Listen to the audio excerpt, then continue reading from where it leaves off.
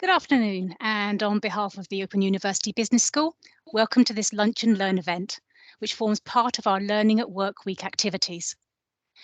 Leading the session will be Jean Gamester.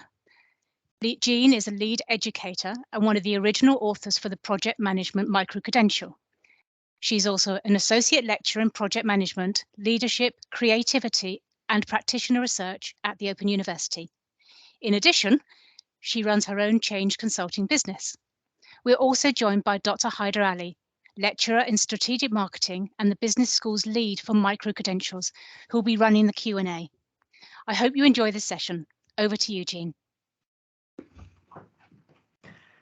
Thank you so much. It's a real pleasure to be with you today. We want to share a slice of our project management microcredential. And this slice is stakeholder management, because we see that stakeholder management is really relevant to project management, and it's really relevant to business overall. In this session, I will take you through a bit of an introduction into our micro-credentials, because the stakeholder piece and the project management piece fits into that.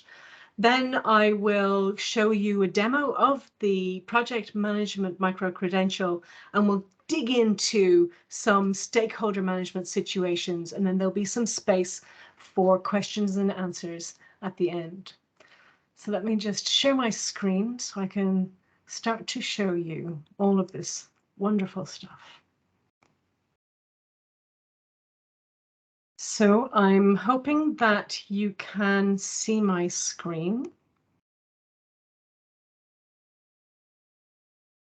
And that somebody will tell me if I'm talking to a screen that doesn't exist.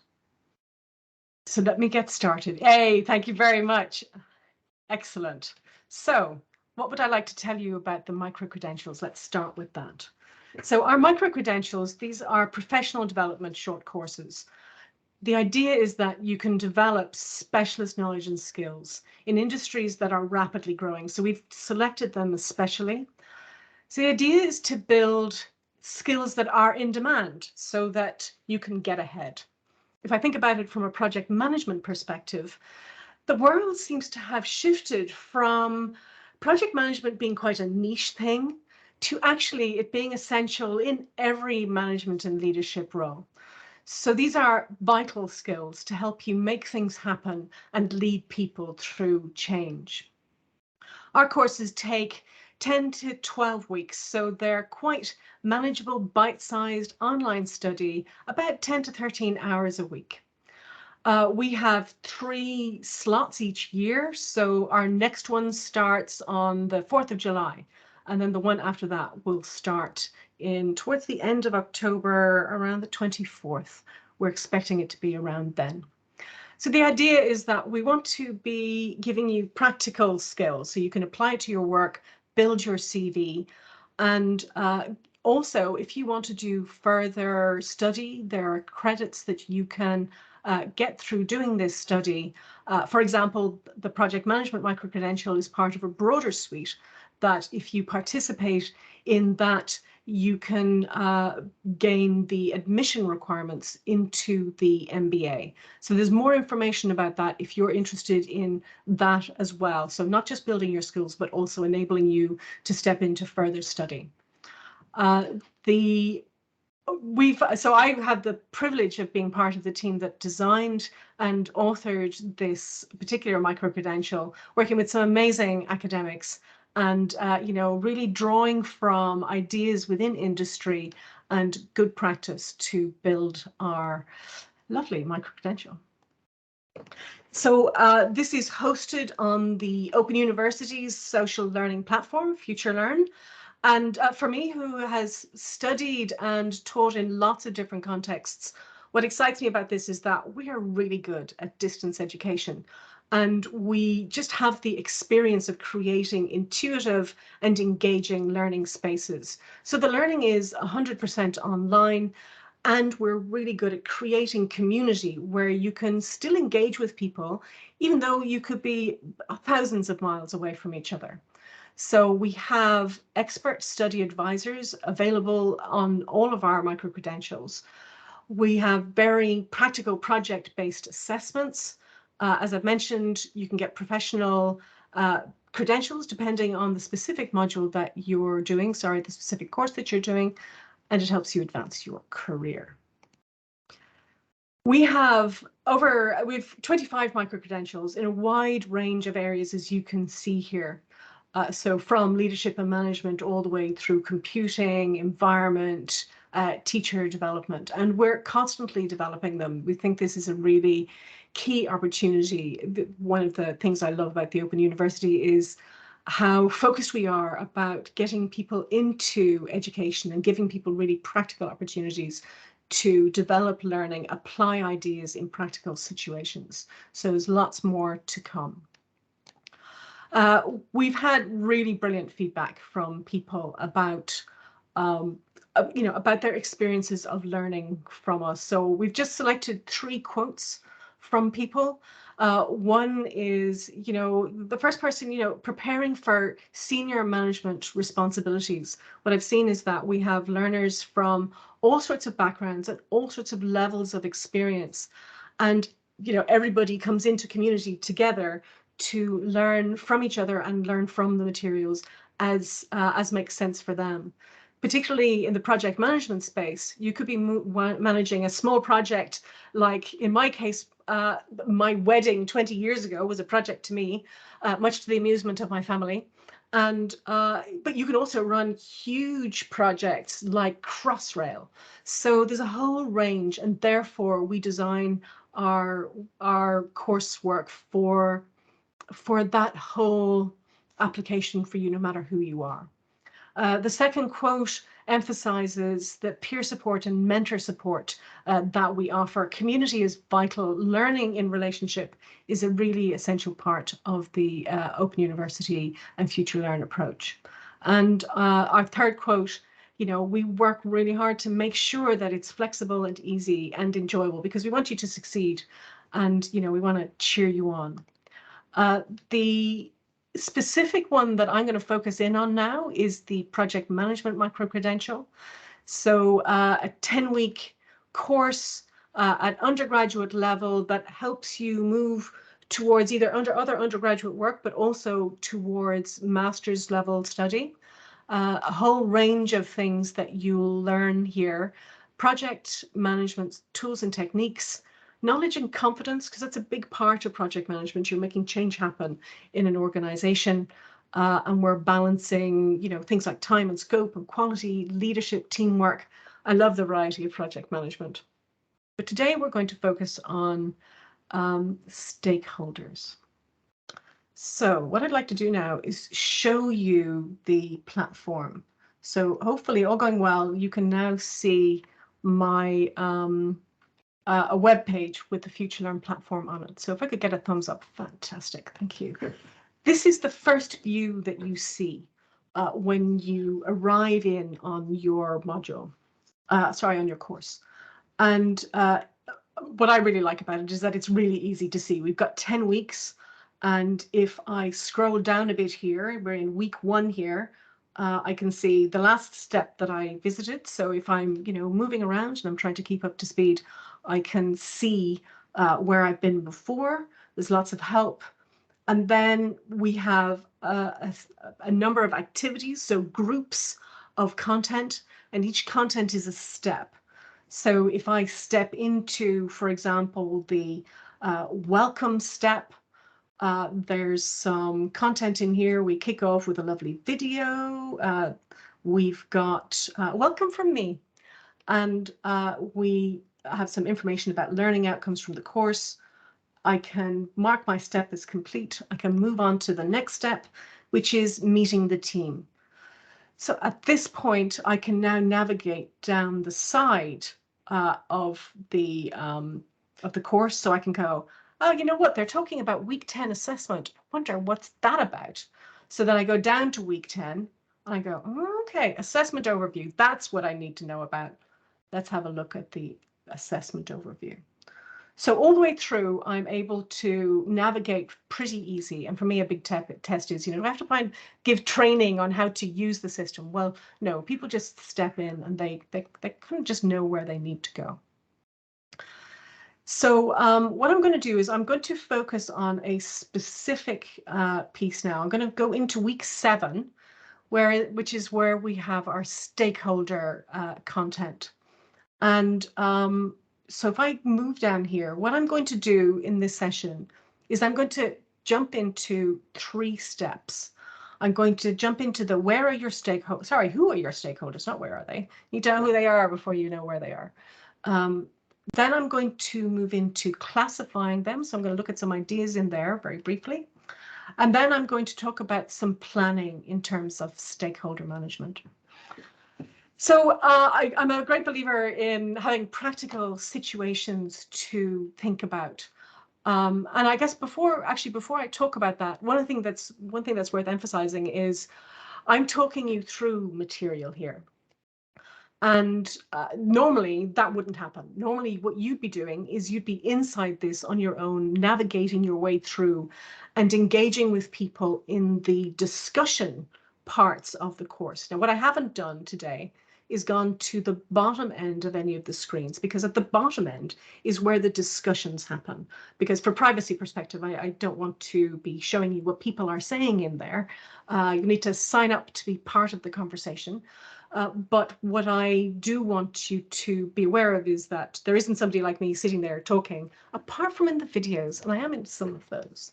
So I'm going to talk to you about 2 different kinds of projects within this.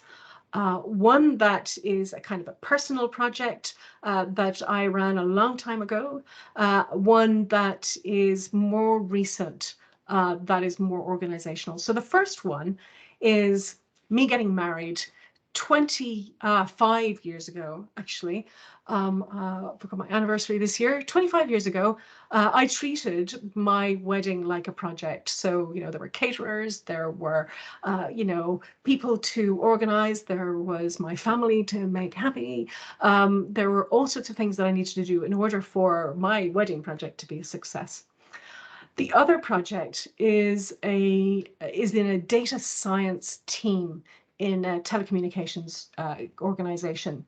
And this data science team wanted to improve how it engaged with its stakeholders, how it provided data that people could make sense of and take action on.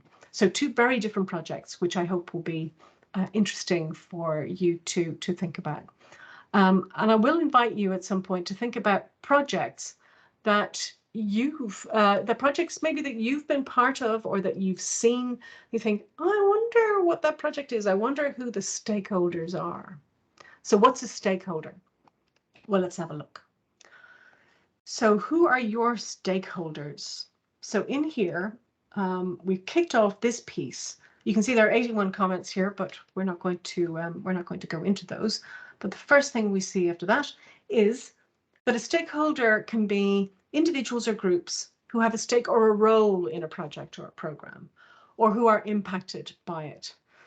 Because projects can have such an impact on organizations and the people in organizations, it's really critical to understand who your stakeholders are. One of the things that we've done here is we've used a way of classifying or kind of identifying different kinds of stakeholders. So you might have people who use the capability that the project delivers. So in the case of my wedding, it's the people who are the guests of the wedding are the people who will use the capability. In the case of my data science project, I'm thinking about people who will use the reports that my data science team use. So engineers and people who are leading engineering teams out in the field need to see what's going on with the data about maybe how people are using the telecommunication systems. You know, are there exchanges down, or, you know, are things working well?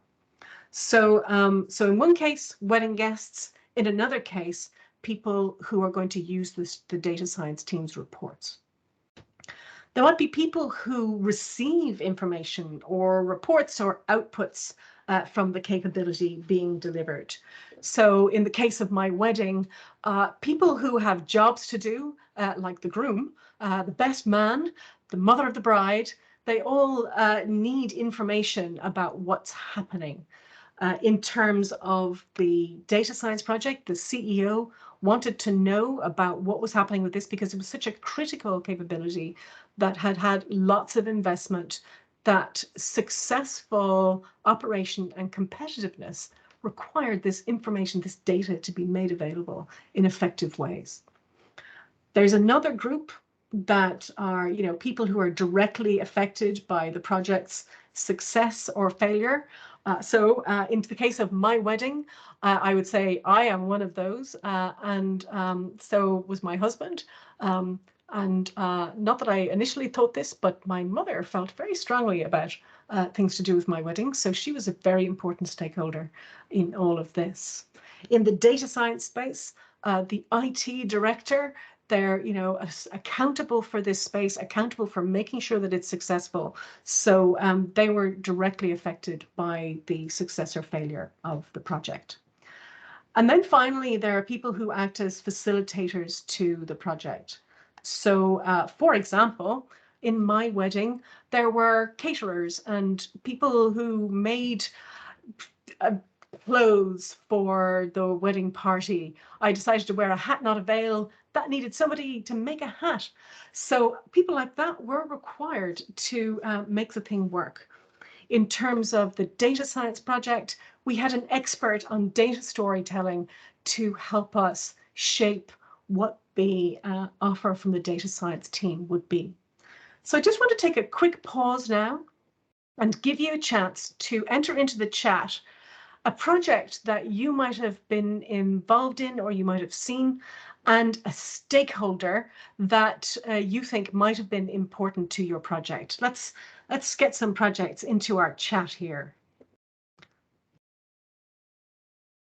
What are you thinking of? Chat's quiet. Okay, while you're thinking, aha, brilliant, excellent. We've got organizing an awards ceremony. That's brilliant, Danielle. Excellent. That's a really great example. Fabulous. And I wonder what stakeholders you might have had in your awards ceremony. Okay, Amanda, data center moves. Absolutely. Those are complex beasts. We've got implementing new software, teacher training, and then the teachers are important stakeholders as part of that. We've got preparations for boards of directors meetings, which are quite complex affairs, customer service training, new product development, employee ability projects. Yeah, you see, this is massive variety here.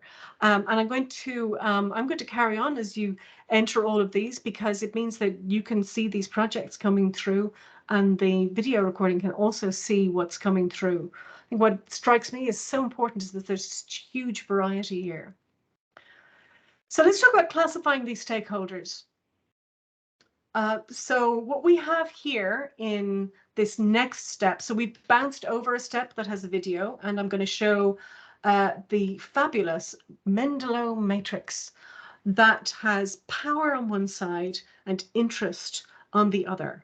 So you can see that if somebody has high power to impact on the success of the project, and they're really interested in it, then you need to pay a lot of attention to them. And that's why this box is a deeper color. But actually, if they're not terribly interested and they're not terribly powerful, they're not necessarily going to have much impact on the project, then we wouldn't spend as much time on them. So this helps us prioritize and make some choices about what we might do with the project. So as I've mentioned already, I learned that my mother lived in the top blue box for my wedding. And when I made sure that I was taking care of her and listening to what she needed, I did a much better job of managing that stakeholder. Whereas there were other stakeholders who didn't mind so much. So although actually my husband was both high power and high interest in all of this, he was much more relaxed about what needed to happen and when. On the data science project, people like the CEO and the IT director are really key. when it comes to, they've got high power, they've got high interest. This project really matters to them. When I was thinking about the engineers using the data, I think initially I was thinking, well, they may not have so much interest initially, and they may not have too much influence on the way the project goes at the start. But actually, as we generated their interest, actually they became high interest, and it became an important part of engaging people and encouraging them to use the capability that we were developing. So we actually worked to move them into that top box around high power, high interest, because we wanted them to be in the zone. We wanted them to be engaged. So what we've got here then is, within this step, we've got some information about ways in which you can classify the stakeholders that you've identified. If they are key players, they need to be kept involved and aware. Whereas, if they've got low levels of power and interest, they require minimal effort, unless, of course, you want to influence where they go and what they do, and how they engage in the project. So in terms of that influencing, I'm now going to jump over to step 7.6. Planning stakeholder management. So in between, we've had some discussion about influencing stakeholders, and now I arrive here with planning stakeholder management. And within this step, there's a really helpful grid that we can use to plan out how we engage with each of our stakeholders. So we can go, okay, so who's the stakeholder? What do they want? So the IT director wants a return on investment on this amazing data science team and the technology that they've put in place. In the past, they've been a bit frustrated about previous initiatives to try and create really meaningful and engaging outcomes and reports from the data science. So we know that they've been a bit frustrated before. We expect them to be paying really close attention to what's going on here. There's no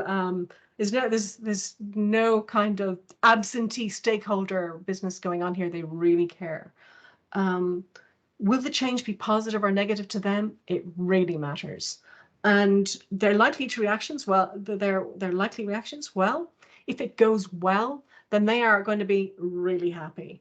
But if not, then there's going to need to be some kind of fundamental change, because they've staked their reputation that their function can produce this thing.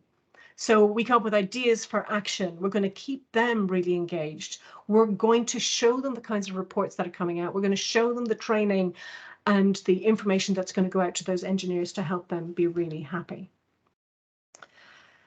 So what we've done here in a very quick whistle-stop tour around stakeholders that is contained within this activity, stakeholders in week 7.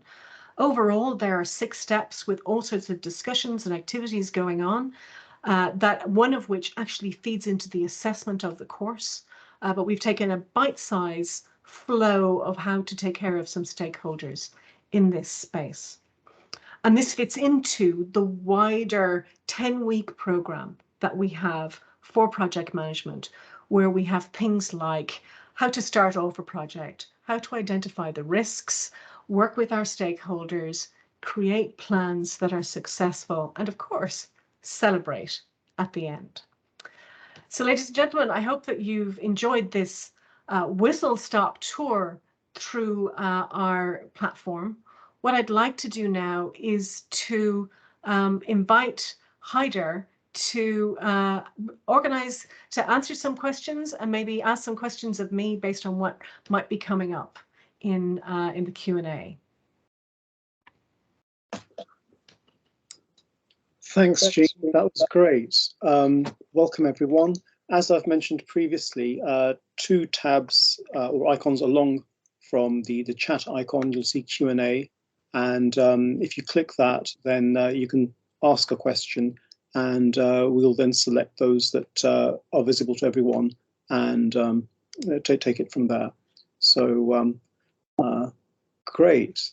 Thanks, Jean. And Jean, would you like to, while people are typing their questions, like to share any thoughts about how the outcomes from using the Mendeley framework have influenced the way a particular project has been undertaken?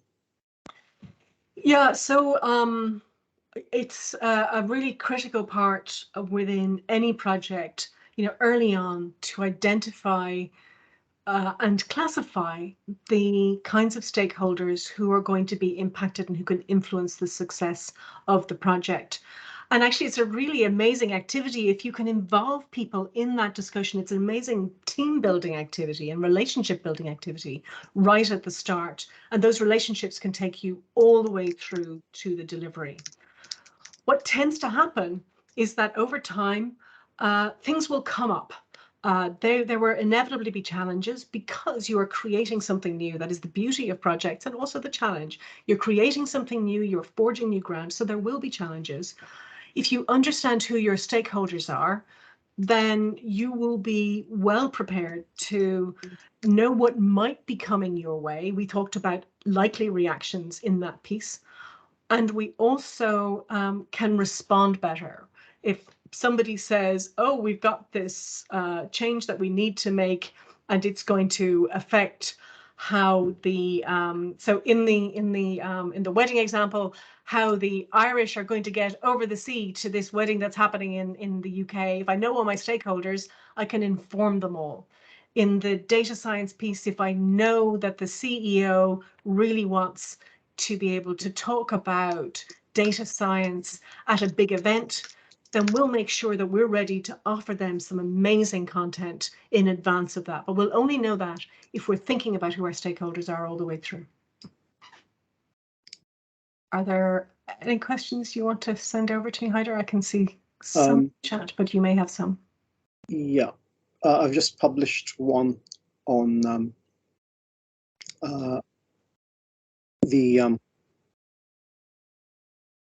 how frequently you'd go back to the stakeholder grid in a typical project. So on a typical project, I would expect to be constantly checking back on it. So I tend to build a bit of a routine when I'm running a project. So it might be at the beginning of the week, I might go, okay, is there anything I need to check in terms of my stakeholders, my issues, my risks? I also use the reporting process as my trigger to know what's going on. So if I'm writing a report that goes, okay, these things are on track, these things are big issues, these things are risks, then that will get me going to check my stakeholder grid and go, okay, who's affected by this? What do I need to do about this? What actions am I recommending? What am I saying I'm doing? So there's something within the delivery that is a routine that is either, and each project manager might build their own routine, but mine are regular check-in each week and the weekly or monthly or however frequent the reporting is that's required for the project. And another interesting question is how this course studies or differs from the OU course called with the course code BG007, which is available via OpenLearn. Do you want to comment on that? I'm not close enough to that other module, but maybe that's information that we can share offline.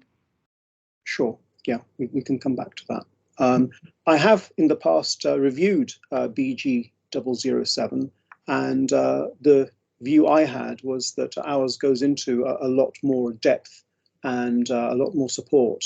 And I think the other thing for people to bear in mind is that the OpenLearn courses have no study advisor support, whereas obviously this one does. And I think a great part of the experience is having Eugene come in and answer people's questions directly as they post them on the forums. So, but certainly we can address that question in more detail later.